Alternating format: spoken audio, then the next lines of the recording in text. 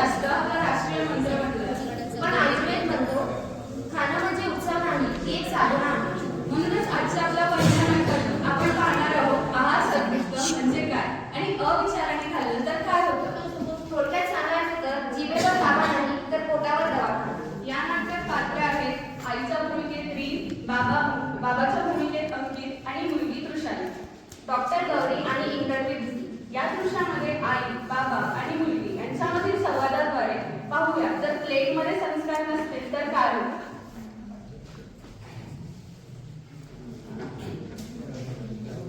संस्कार. तृषाली उठ पटकन, सकाळचे 10 वाजले 10. आतापर्यंत झोपून आहे तू. उठ लवकर. अरे मला किती कामं आहे, आवरायचं पण आहे ना, उशीर होईल मला. उठ लवकर.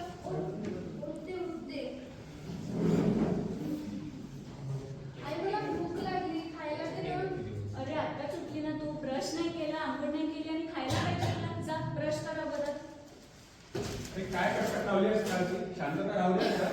अहो बाबा ना, ती आत्ताच उठली, फ्रेश पण नाही झाली आणि खायला पाहिजे तिला. सकाळी भूक लागली आहे तुझी, तिला खायला द्यायला पाहिजे ना. तुम्हीच लाडून ठेवलं तिला म्हणून अशी करते ती. मला सांग, आपली मुलगी वाढत्या वयाची आहे, तिला खायला देणार नाही तर वाढ कशी होईल. नाही, आज तिला बाहेरचं काहीच मिळणार नाही. सांग बाळा, काय मागतो तुझ्यासाठी. मला पिझ्झा आणि बर्गर पाहिजे. पिझ्झा बर्गर का. एक काम करू, ऑर्डर करून घेऊ, 10 मिनिटात येऊन जाईल. केलं ऑर्डर का देऊन दे.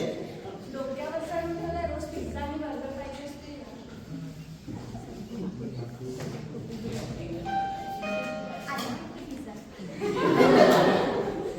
पिझ्झा.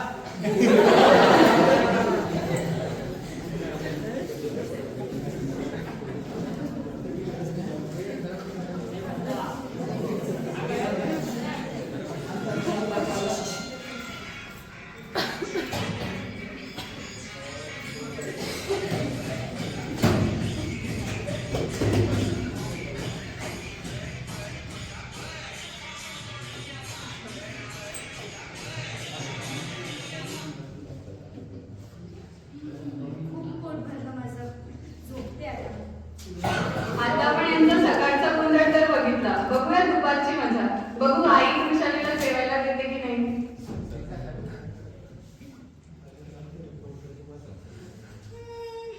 खूप मस्त झोप झाली म्हणजे आता.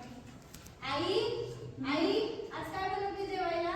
आज स्वयंपाकात चिकन करते मी. Wow, chicken. मला तर खूप आवडते चिकन. हो ना बरं, उठून बस, मी गरम गरम ताट काढते तुला. हो मम्मी, मला खूप भूक लागली आहे आज. मी खूप चिकन खाणार.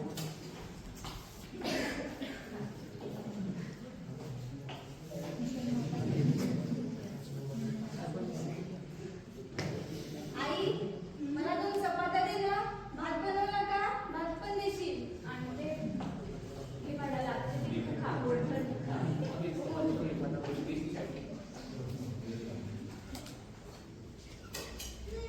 खूप पोट भरलं माझं. मम्मी, झोपते मी आता. अरे असं जेवणाबरोबर झोपणं योग्य नसते. जा फिरून ये पहिले. मला काय होणार नाही, झोपते मी. झोपू दे मला. नुसतं झोपत असते ही मुलगी, कसं होणार हिचं काय. आता सांगायची झाली आहे. बघूया तुषारी काय नवीन बोलते झाले.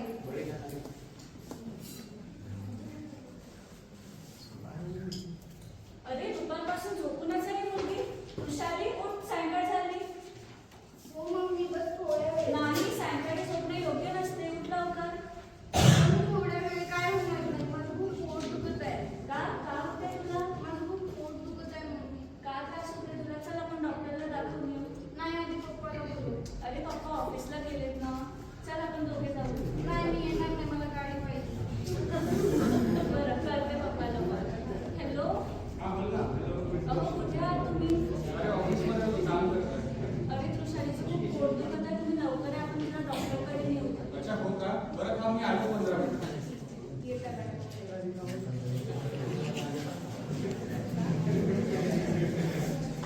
खाली बघा काय झालं. पप्पा, माझं खूप पोट दुखत आहे. खूप त्रास होत आहे. दुपारपासून झोपूनच आहे ते मुलगी. अरे बरोबर, आपण एक काम करू, सगळे डॉक्टरला जातो. चला. आई बाबा तृषालीला घेऊन डॉक्टरकडे जात आहे. बघूया मॅडम, पेशंटला दाखवायचं. काय म्हणत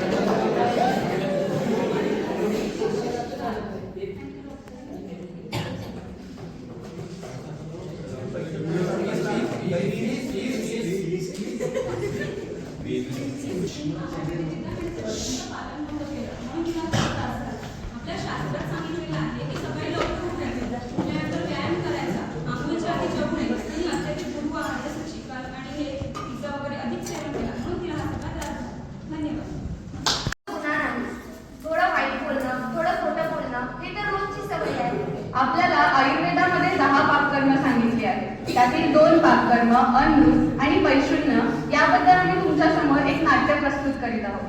मित्रांनो, घरातून फोन येतो तेव्हा आपण खरं बोलतो की खोटं बोलतो? अभ्यास चालू आहे, लायब्ररीत बसले आणि आज नक्की कॉलेजला जाणार ही वाक्य ऐकलीत ना? आजच्या या सीन मध्ये तीच वाक्य जिवंत होणार आहेत. या सीन मधील पात्र आहे आई, मुलगी वैष्णवी व मुलीची मैत्रीण पलक.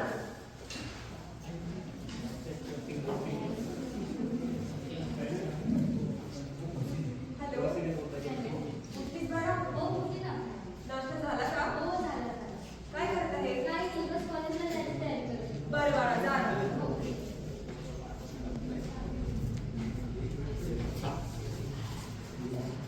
हेलो, मतलब क्या कर रही है? कुछ नहीं, कॉलेज जाने के लिए रेडी हो रही हूँ. छोड़ ना, क्या जाने कॉलेज चल रही, घूम के आते हैं. अरे पर अरे एक दिन का डिनर से क्या हो जाएगा? ठीक है.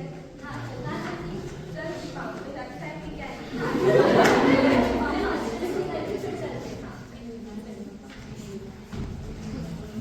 याच्या अमृताचा उल्लेख केलेला आहे. अमृत म्हणजे खोटे बोलणे, स्वतःच्या स्वार्थासाठी, आपल्या चुका लपवण्यासाठी व त्यापासून होणाऱ्या परिणामापासून बचाव करण्यासाठी खोटे बोललेले आहे. दशविध पापकर्मामध्ये अमृताचा समावेश आहे, त्यामुळे खोटे बोलणे. पण सगळे पास होतात. होय, तो सब्जेक्ट म्हणजे बॉसिंग. चहा गरम नसला तरी चालेल, पण बाकी मात्र गरम होतं. आपलं काम नाही, आपली जबाबदारी नाही, आपल्याला काय करायचं असं म्हणता म्हणता दुसऱ्याच्या आयुष्याची पूर्ण माहिती मात्र आपल्याकडे असते. आपण काही बोलत नाही मग हे वाक्य सुरू झालं की समजा पुढे काहीतरी चुकणारच. आयुर्वेद यालाच पैशून्य पापकर्म म्हणतो, म्हणजेच दुसऱ्याच्या मागे त्याच्याविषयी वाईट बोलणं.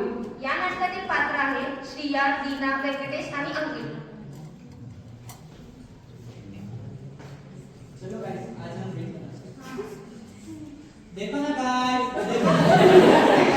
ये क्या चल रहा है गाइस? So cute. अरे अंकित, कुठे चालला? अरे लायब्ररीत जाऊन अभ्यास करायला. अरे काय अभ्यास किया? रील बनवली. रील बनवण्यात काय ठेवलं आहे रे? पास व्हा, मोठे व्हा.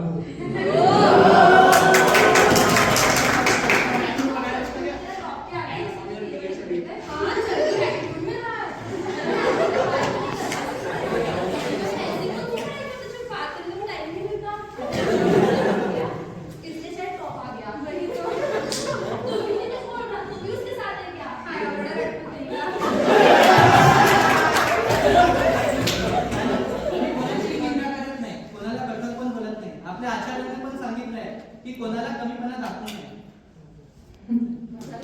तर आपली नीतिमत्ता चांगली नसेल तर या नाटकातून आपण पाहणार आहोत वैद्यकीय क्षेत्रात प्रामाणिकपणा, गोपनीयता व करुणेचे महत्त्व.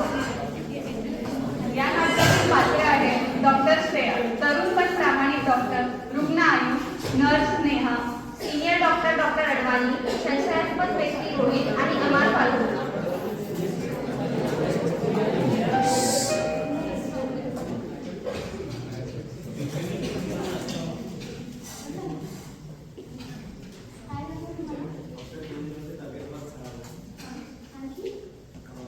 सांस लेने में तकलीफ हो रही है, खांसी भी आती है.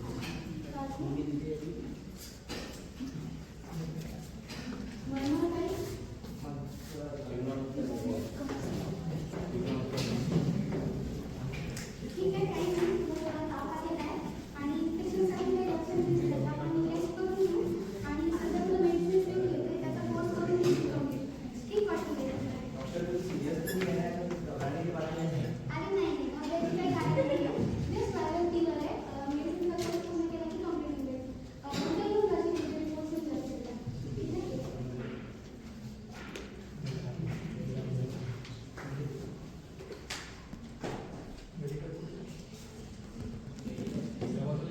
डे 2 रिपोर्ट्स आल्यानंतर शेखरचे रिपोर्ट्स आले का? ठीक आहे, घेऊन येऊ. पण ॲक्च्युअली शेखरचे रिपोर्ट घेऊन येताना ते थेट माझ्याचकडे घेऊ. कोणाला पण नाही दाखवायचे. कारण पेशंटची प्रायव्हसी करत नाही आपलं कर्तव्य आहे. तर कुठेही न देता थेट माझ्याकडे घेऊन ये. ठीक आहे?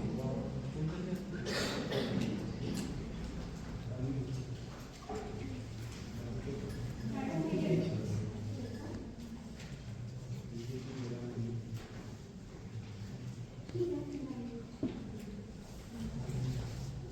माझे रिपोर्ट्स में क्या मैं देख सकता हूँ क्या?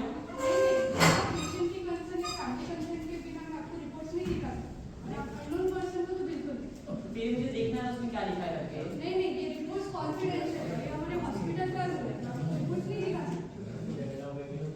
आपण बघितलं की गोपनीयता राखणे हे डॉक्टरांचे कर्तव्य तर आहे, पण त्याचबरोबर आपल्या स्वार्थासाठी रुग्णाचा जीव धोक्यात घालणे हे कितपत बरोबर आहे? चला तर बघूया डॉक्टरांनी आपल्या कर्तव्याचे पालन करतात का. May I come in, sir? आपने आपको कॉन्टेक्स्ट ट्रेसिंग के बारे में बताने हैं.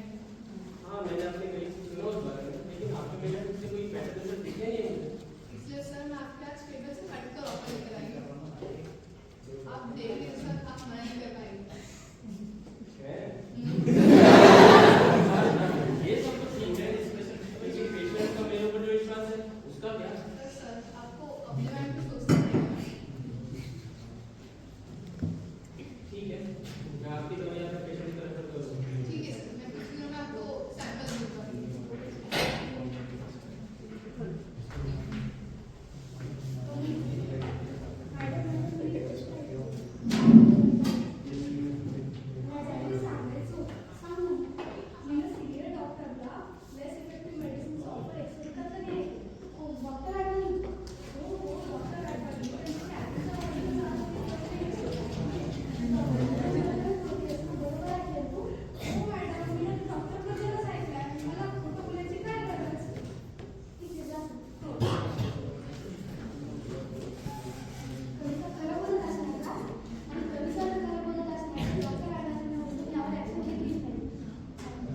वैद्य हा देवदूत असतो, त्याने आपल्या स्वार्थासाठी सर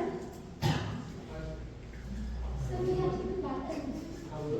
सर मुझे ऐसी बात करना चाहिए कि आपने किसी ले सकते हैं और एक मिनट से कॉल कर सकते हैं. हाँ डॉक्टर, कब तक हम सेवा करते रहेंगे? हमें खुद के बारे में भी पूछना पड़ेगा. सर पर हमारा पेशा ही सेवा है. औरों की तरह हमारा पेशा कोई व्यापार नहीं है. पर सर यही कारण आपकी फैमिली की शादी को और आपकी कारण हमारी पूरा हॉस्पिटल की रेपुटेशन का सवाल है जो आपने 20 साल के अंदर काफी तो आप ऐसे ही उसे इसीलिए ऐसे संपर्क की बैठक में आपकी खराब करेंगे.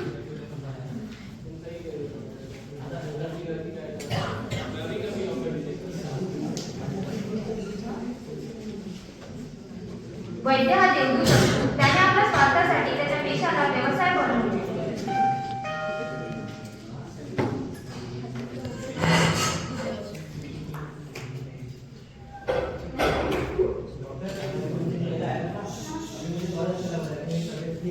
थँक्यू रुग्णाच्या स्वास्थ्याची काळजी मी प्रत्येक कर्तव्य आणि तसं सुद्धा आयुष्यात सांगितलं ना की प्रयोजनोपचार ते स्वस्त ते स्वास्थ्य रक्षण आपण असं घेणारं पाहिजे. की स्वस्त व्यक्तीच्या स्वास्थ्याची रक्षण करणे आणि आपल्याला एखादा विकार झाला तर त्यावर चिकित्सा करून त्यावर मात करणे आणि त्याला सुद्धा स्वस्थ करणे. नीतिनियम पाळणारा डॉक्टरच खऱ्या अर्थाने रुग्णाचा देवदूत बनतो. या नाटकात आपण पुढील मुख्य मेडिकल एथिक्स मुद्दे पाहू. रुग्णाला सत्य माहिती देणे, गोपनीयता राखणे, कोणत्याही प्रकारची ऑफर न स्वीकारणे, रुग्णाला आदराने वागवणे, आर्थिक शोषण न करणे, व्यावसायिक प्रामाणिकता व जबाबदारी राखणे.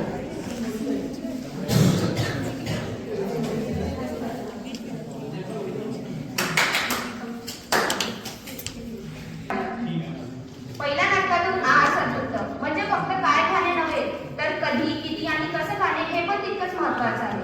वेळ, प्रमाण आणि भूक याचा मेळ जमला की आहार औषध बनतो, नाहीतर सवय बनून त्रास देतो. दुसऱ्या नाटकातून आपण दशविध पाप करणं म्हणजे मोठे गुन्हे नव्हे पण रोजच्या सवयीची चूक कशी आजार बनते हे समजतं. कर्म, शब्द आणि विचार या तिन्ही ठिकाणी जर आपण सजग नसलो तर रोग आधी मनात जन्मतो.